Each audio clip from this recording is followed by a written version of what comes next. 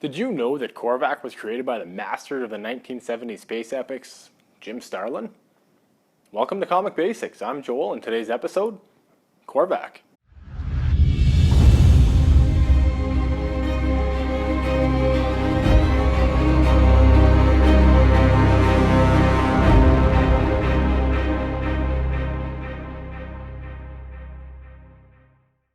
The origin of Korvac is a little bizarre, so bear with me. Created by Jim Starlin and Steve Gerber, Korvac made his first appearance inside the pages of Giant-Sized Defenders number 3 back in January of 1975. Michael Korvac is not of the regular Marvel Earth 616 universe. Instead, he hails from the alternate universe of Earth 691. Korvac is like many other characters in the sense that he has been born over and over again, with each birth making him as powerful or more powerful than the last. As an adult, Korvac was responsible for some pretty incredible computer work. In fact, he was one of, if not the best that his employer had. Unfortunately, his skills went unappreciated.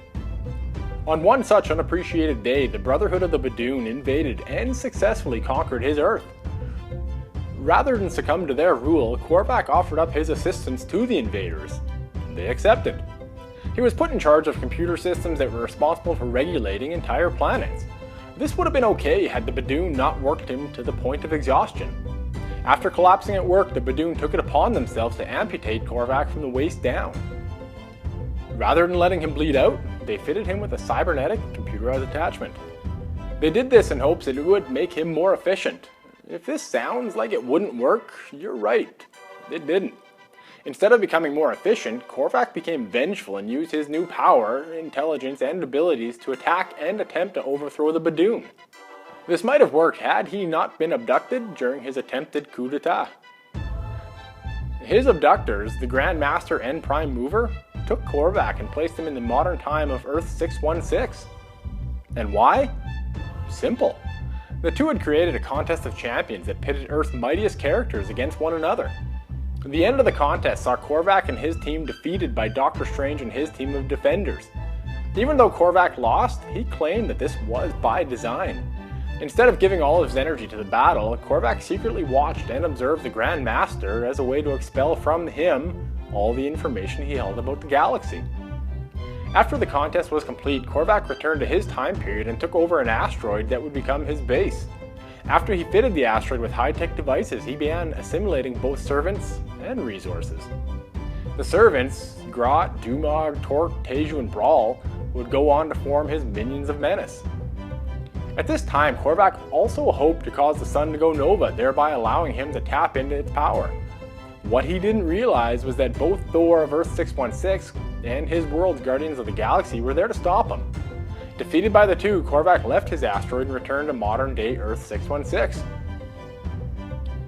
Upon landing in Earth 616, Korvac realized that he was in the area of Galactus. Although most would have been afraid of landing in the vicinity of Galactus, Korvac embraced it. While in the presence of the world-devouring being, Korvac tapped into the computer system, learned everything he could, and practically transformed himself into a god. This meant that in addition to now possessing an intelligence and understanding that very few had, he was able to recreate his amputated body. As much as his new body was important to him, Korvac really demanded an understanding of the universe, which he got. With it, his focus shifted from power and revenge to creating a peaceful universe which inhabitants could live.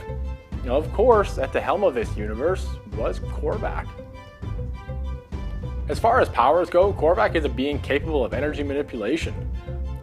On top of that, he's also a master strategist, a brilliant scientist, and most impressively, is able to wield the power cosmic. And I'm going to wrap it up here. I hope you enjoyed that, and if you did, please hit that subscribe button and share this video. Thanks for coming by. I hope you'll come back, and until then, I'll catch you next time.